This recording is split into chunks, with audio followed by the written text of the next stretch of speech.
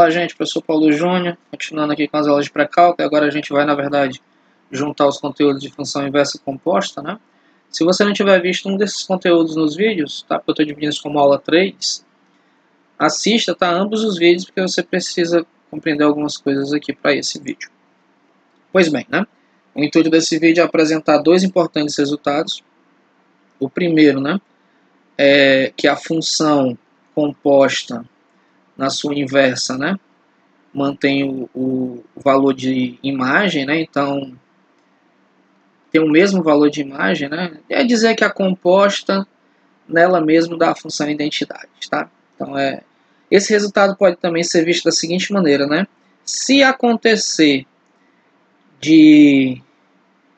da composta de f bola x ser igual a g bola f, isso acontece em um único caso, né, qual? F e G são inversas. Então essa aqui é até a maneira da gente fazer assim, né? Se tiver um exercício, prove que função tal e função tal são inversas. Basta compor elas e ao fazer a composição, encontrar a resposta à função identidade. Se acontecer, é porque essas funções são inversas. Estou deixando a dica aí para solucionar esse tipo de problema, né? Essas duas informações aqui são a mesma coisa. A segunda informação é que a função f e a sua inversa tem seus pontos, né, simétricos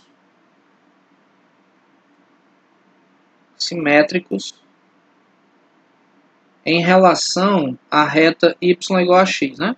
Quando você olha lá no plano cartesiano, a reta y igual a x é essa que passa aqui, né? Cortando os quadrantes ímpares ao meio, né? É bissetriz os quadrantes ímpares. E os pontos da função e da inversa são simétricos. Então, se você tiver um ponto por aqui, né, for da função, vai ter um ponto por aqui da sua inversa.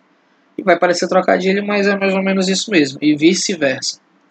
Tá? Porque eles vão ser equidistantes, né? Manter-se as distâncias aqui para essa reta. Tá? Então, isso dizer que ele é simétrico é dizer que é isso. É como se fosse um eixo espelhado, né? Um espelho o outro. Tá? Mais ou menos essa é a ideia. Pois bem, então vamos justificar ambos os resultados, tá? E a gente poder conversar um pouquinho mais sobre isso. Esse vídeo vai se alongar um pouco mais e ele é teórico, mas eu te aconselho que você assistem na íntegra, porque a teoria, na parte de cálculo, ela é muito importante. Então, o primeiro resultado que eu falei para vocês, né, é que f bola f a menos 1 de y é x, no caso, né? É y, perdão. E que f a menos 1 bola f de x é o próprio x. Pois bem, olha só, gente. Entendeu por que eu estou aplicando isso em valores diferentes, né? Ó, vamos pegar aqui, né? Se você tiver uma função f de x igual a x ao quadrado, a inversa dessa função é a raiz quadrada de x. Aqui eu estou usando x e x, né? E ali eu estou metendo um y no meio, mas eu vou te explicar o porquê. Aqui é a raiz quadrada de x. Quando você está nesse tipo de função aqui, que não está falando da inversa, você tem pares ordenados do tipo xy. Mas quando você está na inversa, seus pares ordenados são do tipo yx, né? O porquê? Porque se a função f é uma função que vai do conjunto A no conjunto B, a inversa ela vai de B em A. A gente está trocando domínio contra domínio. Lembrem disso, né? Então isso quer dizer o quê? Que a gente acaba trocando a ordem dos pares ordenados. Então, quando você escolhe um x arbitrário aqui, né, x igual a 3, aí você vai lá e calcula o f do 3. O f do 3 é 3 ao quadrado, e isso é igual a 9. Você não vai pegar o x igual a 3 e calcular na inversa, não é isso que acontece. Né? Porque como trocou a ordem do teu par ordenado, nesse caso aqui, o 3 foi no 9, né? Então, o par ordenado que eu escolhi aqui foi um par ordenado, isso aqui para qualquer um, 3, 9. Nesse teu caso, o teu par ordenado vai ser 9, 3. Tá? E é isso que vai acontecer, porque a função inversa tem que trazer de volta, né? Então, quando você pegar o teu y igual a 3, só que para a função, quando ela já estiver escrita, você não vai dizer que essa função é a função f de y. Não, não é isso que acontece. Você vai dizer a função do x que você escolheu. Mas esse x escolhido na função inversa, ele é o y da função original. Por isso que está escrito y aqui no meio. Tá? Porque ele é o y da função original, lá na f. Aí o que acontece? Então tu vai pegar aqui e escolher um x. Olha que esse x aqui está entre aspas, porque ele está na posição do y aqui invertido, né? Então o x igual a 9, o que acontece? O teu f a menos 1 de 9 é a raiz quadrada do 9, que vai dar o 3, que faz totalmente sentido, né? Você saiu do conjunto A para o conjunto B, levando o 3 no 9 por meio da função f. Aí você trouxe o 9 de volta no 3 por meio da função inversa. Só que quando trocou o domínio contra o domínio para essa, o x que você escolheu é o x igual a 9. Só que esse x igual a 9, ele é na verdade quem? O y da função original. Por isso que bem aqui não está escrito assim, f de f a menos 1 de x. Porque na função original, esse teu x aqui está trocado pelo y. Tá bom? Eu prefiro tirar essa dúvida porque tem muita gente que fica se perguntando por que aqui está y e aqui está x. Ora, por que agora está x aqui? Porque na função original, que é no caso aqui agora eu estou pegando a função original, a f é a menos 1. As variáveis dela que são imagens são x e não y. Tá? Então é por isso também que está assim.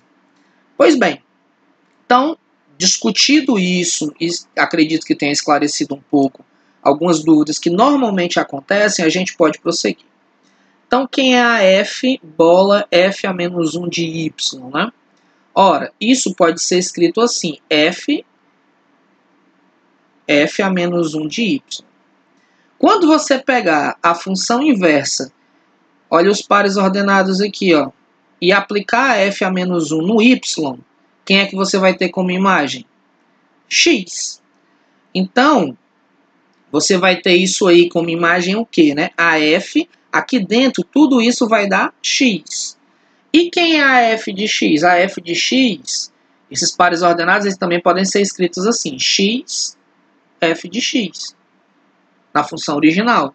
Então, o x vai gerar como par ordenado f de x, ou seja, isso é y. Tá? Porque tanto faz você estar chamando de f de x ou de y. Isso para a função original que eu estou olhando f. Agora vamos na outra. F a menos 1 bola f de x. Isso pode ser escrito assim. F a menos 1 de f de x. Essa aqui eu acho que fica mais fácil de você entender, né? Quem é a f de x? A f de x pode ser chamada de y. Então isso é a f a menos 1 de y. Ora, e quem é a f a menos 1 de y? A gente já sabe que se eu pegar a função f a menos 1 de y, a imagem disso vai ser x, né? Tá bom? Ora, então perceba o que essas funções estão fazendo, né? Perceba o que essas funções estão fazendo. Eu vou mudar a tela aqui, espero que você já tenha entendido por que eu fiz aquele esboço numérico ali, para você entender. Porque o importante, na verdade, aqui, e que é demonstração matemática, o restante é exemplo, está aqui, viu? Dessa linha para a esquerda, né? Então eu vou dar uma diminuídazinha aqui e vou dar um ajustezinho. Presta atenção. Então eu não vou mais chamar isso aqui de f, bola, não sei o que, não sei o que, não sei o que, não. Vou chamar isso aqui não. Vou chamar de h. Então, h de y tem como imagem quem? Y. H de x tem como imagem quem? X. Ora, então, gente, o h de A vai ter como imagem quem? O A. O H de B vai ter como imagem quem? B. O H de 20 vai ter como imagem quem? 20. Estou fazendo isso só para você perceber, tá? Porque não é isso que é para me escrever, não. Então, ora mais, se uma função leva a imagem, o valor nela mesmo, que função é essa? É a função f de x igual a x, ou seja, a função identidade. Aquela que tem a equação y igual a x.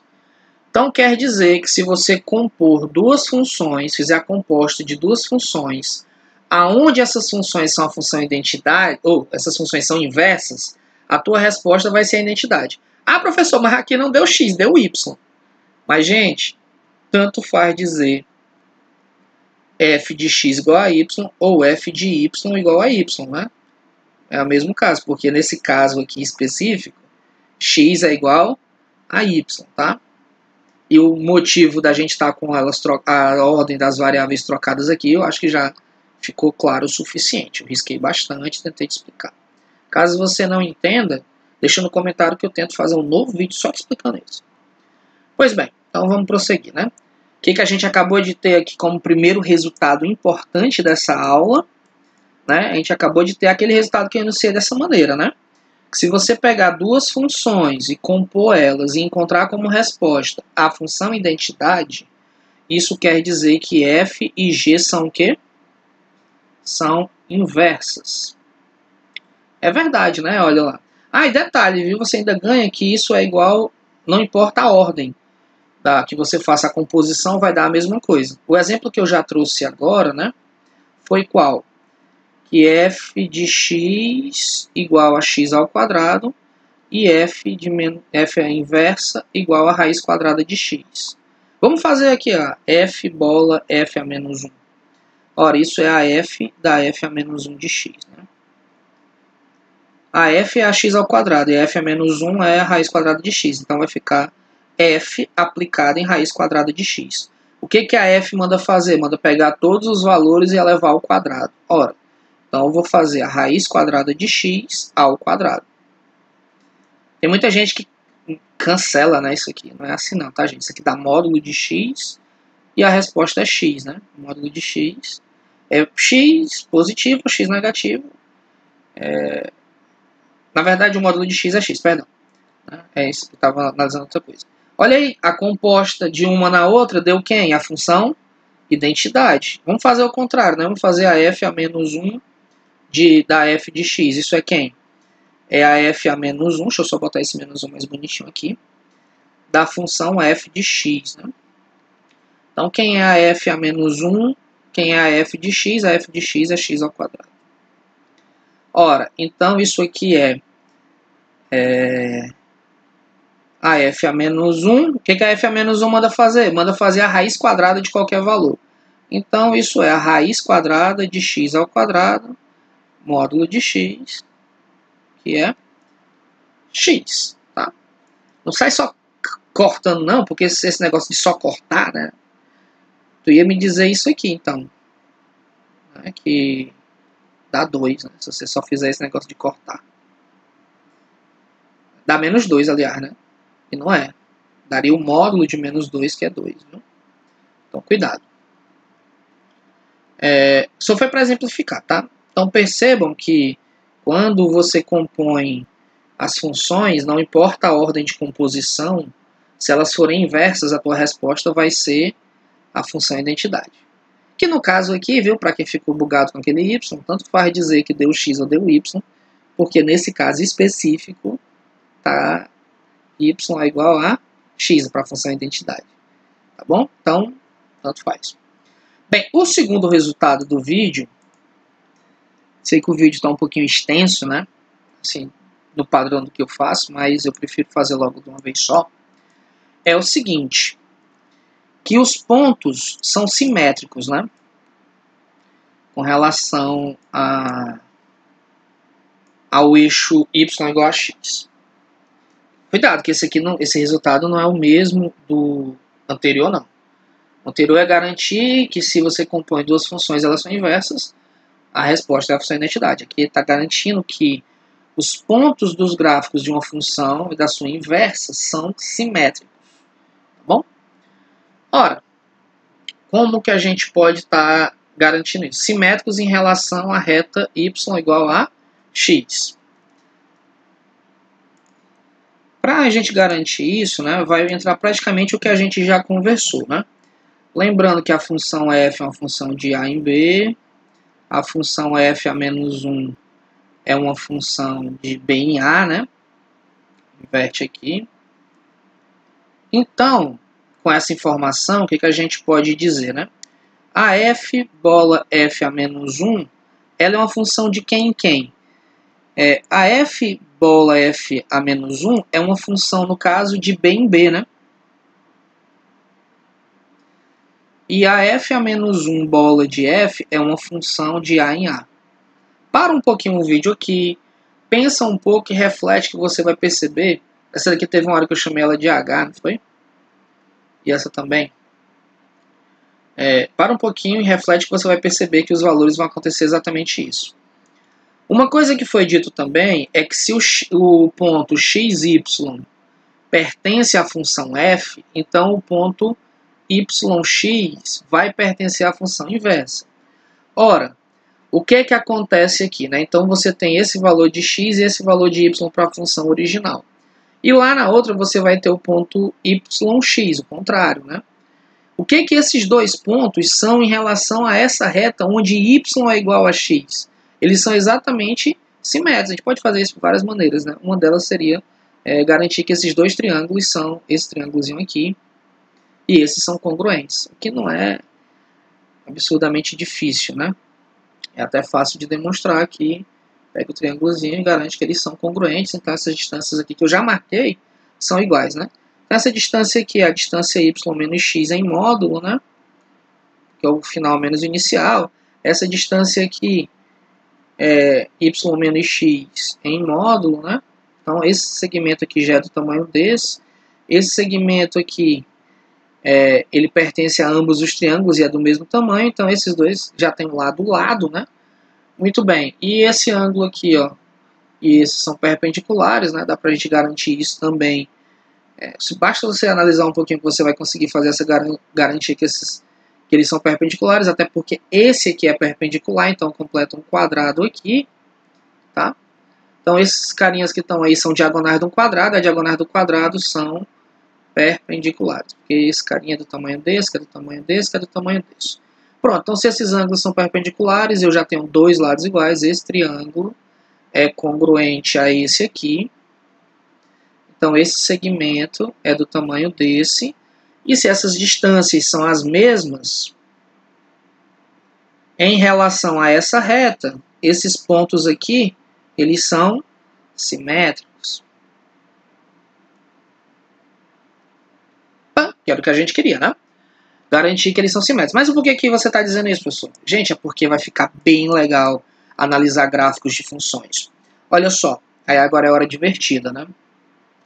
Se você tem a função, essa aqui é a melhor parte do vídeo, tá?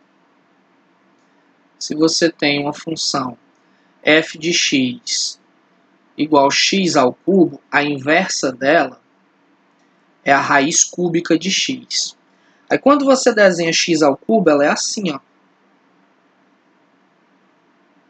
Mais ou menos, né? Quando você desenha a raiz cúbica de x, o gráfico já é mais ou menos assim. Tá? Olha o que aconteceu, né? Tem uma similaridade aí, né? 1 ao cubo é 1 e a raiz cúbica de 1 é 1. Menos 1 ao cubo é menos 1 e a raiz cúbica de menos 1 é menos 1. 0 ao cubo é 0 e raiz cúbica de 0 é 0 também. Tá? Olha aqui um outro caso mais comum que é muito comentado de simetria em relação a essa reta. É óbvio que eu estou desenhando aqui a mão livre, tá, gente? Não está saindo como eu faria, por exemplo, no quadro. Né? Então, essa função aqui é mais ou menos o esboço, né? Da f de x igual a lnx, né, que é o logaritmo. E aí você teria uma outra função aqui, que é mais... Opa, não tá ficando nada simétrica. É mais ou menos assim. Que é a função, vou chamar de g de x, que é a função exponencial. No caso que elas não se tocam nunca, tá? Ela que passa no 1 igual a x, né? E essa passa no 1 igual a y. Mas elas têm sempre a mesma distância relativa aqui para qualquer ponto, né, que você queira. Essa distância aqui vai ser a mesma, tá? Elas são simétricas. Essa função aqui ela vai se aproximando tanto você queira do eixo y, né? Tá? Não toque, essa aqui vai se aproximando tanto quanto você queira do eixo x. Obviamente que aqui eu estou fazendo só esboços de desenho, te aconselho a ver isso num software. Tá? Mas essa é a ideia. O porquê que isso acontece, essa simetria em relação a y igual a x? É porque essa g aqui e essa função g e essa função f, elas são inversas. Como é que eu provo, professor, que essas funções são inversas? Faz g bola f e encontra